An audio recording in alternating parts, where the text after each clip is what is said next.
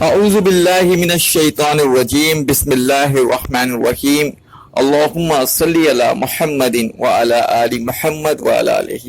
پیارے دوستوں، السلام علیکم ورحمۃ اللہ وبرکاتہ۔ آج ہم آپ کے سامنے بلعم باعور کا واقعہ پیش کریں گے جو قرآن میں موجود ہے، عجائب القرآن سیریز کے سلسلے میں۔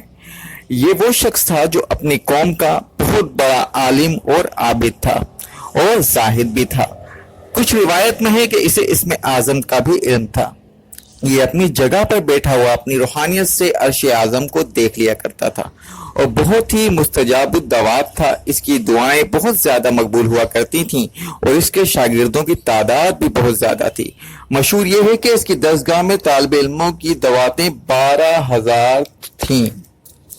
دعوتیں مطلب جو انپورٹ ہوتا ہے۔ اب اگر 12,000 دعوتیں تھیں تو طالب علم بھی اتنے ہو گئے۔ جب حضرت موسیٰ علیہ السلام قوم جبارین سے جہاد کرنے بنی اسرائیل کے لشکروں کو روانہ ہوئے تو بلعم بن باعور کی قوم اس کے پاس گھبرائی ہوئی آئی اور کہا کہ حضرت موسیٰ علیہ السلام بہت بڑا اور نہایت ہی طاقتور لشکر لے کر ہمراہ آور ہو رہے ہیں اور وہ یہ چاہتے ہیں کہ ہم لوگوں کو ہماری زمینوں سے نکال دیں، یہ زمینیں اپنی قوم بنی اسرائیل کو دے دیں۔ اس لیے آپ حضرت موسیٰ علیہ السلام کے لیے ایسی بد دعا کر دیجئے کہ وہ شکست کھا کر واپس چلا جائیں۔ آپ چونکہ مستجاب الدعوات ہیں اس لیے آپ کی دعا ضرور مقبول ہوگی۔ یہ سن کر بلعم بن باعور کانپ اٹھا اور کہنے لگا، تمہارا برا ہو، خدا کی پناہ، حضرت موسیٰ علیہ السلام اللہ کے رسول ہیں اور ان کے لشکر میں مومنوں اور فرشتوں کی جماعت ہے، ان پر بھلا میں کیسے اور کس طرح بد دعا کر سکتا ہوں؟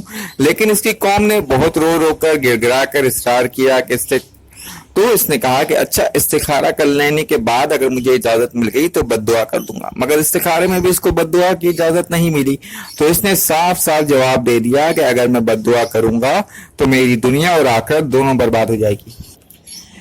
اس کے بعد اس کی قوم کو ایک آئیڈیا سوچا اور انہوں نے بہت سی گراں قدر قیمتی تحائف اس کی خدمت میں پیش کر کے اصرار کرنا شروع کیا اور ان کی تعداد بڑھاتے رہے، یہاں تک کہ بلعم بن باعور پر حرص اور لالچ کا بھوت سوار ہو گیا۔ وہ مال کے جال میں پھنس گیا اور اپنی گدھی پر سوار ہو کر بد دعا کرنے کے لیے چل پڑا۔ راستے میں بار بار اس کی گدھی ٹھہر جاتی، منہ موڑ کر بھاگ جانا چاہتی تھی، مگر یہ اس کو مار مار کر آگے بڑھاتا رہا، یہاں تک کہ گدھی کو اللہ رب العزت نے گویائی کی طاقت عطا فرمائی اور اس نے کہا، افسوس ہے بلعم بن باعور، تو کہاں اور کدھر جا رہا ہے؟ دیکھ، میرے آگے فرشتے ہیں جو میرا راستہ روکتے اور میرے منہ موڑ کر مجھے پیچھے دھکیل رہے ہیں۔ کہ بلعم بن باعور، تیرا برا ہو، کیا تو اللہ کے نبی اور مومنین کی جماعت پر بد دعا کرے گا؟ گدھی کی تقریر سن کر بھی بلعم بن باعور واپس نہیں ہوا، یہاں تک کہ حسبان کے نامی پہاڑ پر چڑھ گیا اور بلندی سے حضرت موسیٰ علیہ السلام کے لشکر کو بغور دیکھا اور مال و دولت کے لالچ میں اس نے بد دعا شروع کی۔ لیکن خدا کی شان، حضرت موسیٰ علیہ السلام کے لیے بد دعا کرنا چاہتا تھا مگر اس کی زبان پر اس کی قوم کے لیے ہی بد دعا جاری ہو جاتی تھی۔ یہ دیکھ کر کئی بار اس کی قوم نے ٹوکا، اے بلعم، تو الٹی بد دعا کر رہا ہے۔ تو اسی نے کہا، اے میری قوم، میں کیا کروں؟ میں بولتا کچھ ہوں اور میری زبان سے نکلتا کچھ ہے۔ پھر اچانک اس پر یہ عذاب الہی نازل ہوا، ناگہاں اس کی زبان لٹک کر اس کے سینے پر آ گئی۔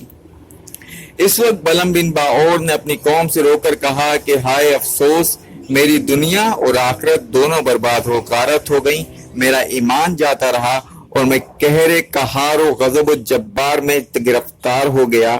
اب میری کوئی دعا قبول نہیں ہو سکتی مگر میں تم لوگوں کو مکر کی ایک چال بتاتا ہوں۔ تم ایسا کرو کہ شاید موسیٰ علیہ السلام کے لشکروں کو شکست ہو جائے۔ تم لوگ ہزاروں خوبصورت لڑکیوں کو بہترین پوشاک اور زیورات پہنا کر بنی اسرائیل کے لشکر میں بھیج دو، اگر ان کا ایک آدمی بھی زنا کرے گا تو پورے لشکر کو شکست ہو جائے گی۔ چنانچہ بلعم بن باعور کی قوم نے اس کے بتائے ہوئے مکر کا جال پھیلایا اور بہت ہی خوبصورت دوشیزاؤں کو بناؤ سنگار کر کے بنی اسرائیل کے لشکروں میں بھیج دیا، یہاں تک کہ بنی اسرائیل کا ایک رئیس ایک لڑکی کے حسن و جمال پر فریفتہ ہو گیا اور اس کو اپنی گود میں اٹھا کر حضرت موسیٰ علیہ السلام کے سامنے گیا اور فتویٰ پوچھا کہ اے اللہ کے نبی، یہ عورت میرے لیے حلال ہے یا نہیں؟ آپ علیہ السلام نے فرمایا، خبردار، یہ تیرے لیے حرام ہے، فوراً اس کو اپنے سے الگ کر دو اور اللہ کے عذاب سے ڈر۔ मगर इस रईस पर गलबा शहवत का ऐसा जबरदस्त भूत सवार हो गया था कि वो अपने नबी के फरमान को ठुकरा कर इस औरत को अपने खेमे में ले गया और फेले बद में मशगूल हो गया। इस गुनाह की नहुसत का यह असर हुआ कि बनी इसराइल के लश्कर में अचानक ताउन की वबा फैल गई और घंटे भर में 70,000 आदमी मर गए। सारा लश्कर तितर बितर होकर नाकाम और नामुराद वापस चला गया, जिसका हजरत मूसा अलैहिस्सलाम के कल्ब पर बहुत ही बड़ा सदमा हुआ। बलम बिन बाओर पहाड़ी से उतरकर मरदूदे बारगाह इलाही हो गया। आखिरी दम तक इसकी जबान इसके सीने पर लटकती रही और बेईमान होकर मर गया। उस वाक़े को कुरान करीम ने इन अल्फाज में बयान किया है। सूरह आराफ रुकू नंबर 22 पारा नंबर 9। ए महबूब, उन्हें अहवाल सुनाइए जिसको हमने अपनी आयतें दी तो वो इन आयतों से साफ निकल गया और फिर शैतान इसके पीछे लग गया तो वो गुमराह हो गया, और अगर हम चाहते तो इसको आयतों के सबब ऊपर उठा लेते, मगर वो तो जमीन पकड़ कर रह गया और अपनी ख्वाहिश का ताबे हो गया। तो इसका हाल कुत्ते की तरह है, तू इस पर हमला करे जब भी वो आज जबान निकाले और छोड़ दे जब भी वो जबान निकाले। यही हाल है इन लोगों का जो हमारी आयतों को झुटलाते हैं। तो ए महबूब, आप लोगों को नसीहत सुनाते रहिए ताकि लोग ध्यान रखें। प्यारे दोस्तों, बलम बाओर क्यों जलील हुआ, इसके बारे में रिवायत है रूहुल बयान जिल्द नंबर 3 सफ़ा नंबर 139 पर कि बाज़ अनबिया किराम ने अल्लाह रब्बुल इज़्ज़त से दरियाफ्त किया कि तूने बलम बाओर को इतनी करामतें अता की, फिर इसको इसके इस कदर ज़िल्लत में क्यों गिरा दिया। तो अल्लाह ताला ने फरमाया कि इसने मेरी नेमतों का कभी शुक्र अदा नहीं किया। अगर वो शुक्रगुजार हो जाता तो मैं इसकी नेमतों को सल्ब करके इसको दोनों जहान में इस तरह ज़लील ख्वार खाइब व खासर नहीं करता। प्यारे दोस्तों, ये बहुत बड़ा मकाम है सोचने का कि इससे इन आलमों और लीडरों को सबक हासिल करना चाहिए जो मालदारों या हुकूमत से रकमें लेकर खिलाफ शरीयत बात करने पर तैयार हो जाते हैं और जानबूझकर अपने दीन और ईमान का सौदा करते हैं। देख लें बलम बाओर क्या था और क्या हो गया। ये क्यों जलील हुआ, इसलिए कि इसने सिर्फ माल और दौलत के लालच में गिरफ्तार होकर और दानस्ता तौर पर अल्लाह के नबी पर बद्दुआ करने के लिए तैयार हो गया। तो इसका ये वबाल हुआ कि दुनिया और आखिरत में मलऊन और मरदूद होकर उम्र भर कुत्ते की तरह लड़कती हुई जबान ले फेरा और आखिरत में जहन्नुम की भड़कती और शोला बार आग का ईंधन बनेगा। मुसलमानों को खुसूसन उलमा और मशाइख को माल और दौलत के हिर्स और लालच की जाल से हमेशा परहेज करना चाहिए और हरगिज कभी भी माल की मोहब्बत को अपने दिल में नहीं रखना चाहिए, वरना खूब समझ लें कि कहरे इलाही की तलवार लटक रही है। इस वाक़े से हम आम मुसलमानों के लिए सबक है कि हज़रत मूसा अलैहिस्सलाम के लश्कर जिसमें मलाइका और मोमिन थे, जाहिर है इस लश्कर के नाकाम होने का तो सवाल ही पैदा नहीं होता था, क्योंकि एक ऐसा रूहानी और मलकूती लश्कर था कि इनके घोड़ों के टाप से पहाड़ लर्ज़ा बंदाम हो जाएं।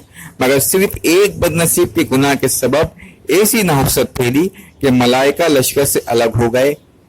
ताउन के अजाब ने पूरे लश्कर में अबतरी फैला दी, पूरा लश्कर बिखर गया और ये फौज जफरे मौज नाकाम और नामुराद होकर पसपा हो गई। इसलिए मुसलमानों को लाजिम है वो कुफ्फार के मुकाबले में मुजफ्फर और मंसूर और फतहयाब होना चाहते हैं तो हर वक्त गुनाहों और बदकारियों की नहुसत से बचते रहें, वरना फरिश्तों की मदद खत्म हो जाएगी, अल्लाह की मदद खत्म हो जाएगी और मुसलमानों का रूह कुफ्फार के दिलों से निकल जाएगा और मुसलमानों को न सिर्फ नाकामी का मुंह देखना पड़ेगा बल्कि इनकी अस्करी ताकत भी फना हो जाएगी।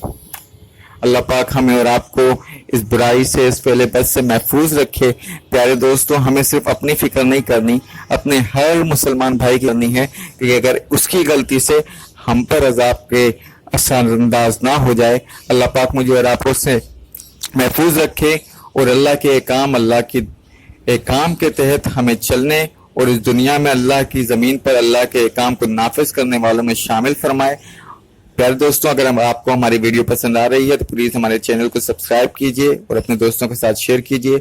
मज़ीद मालूमाती वीडियो लेकर फिर आपकी खिदमत में हाजिर होंगे। तब तक के लिए अस्सलाम वालेकुम व रहमतुल्लाहि व बरकातुहू।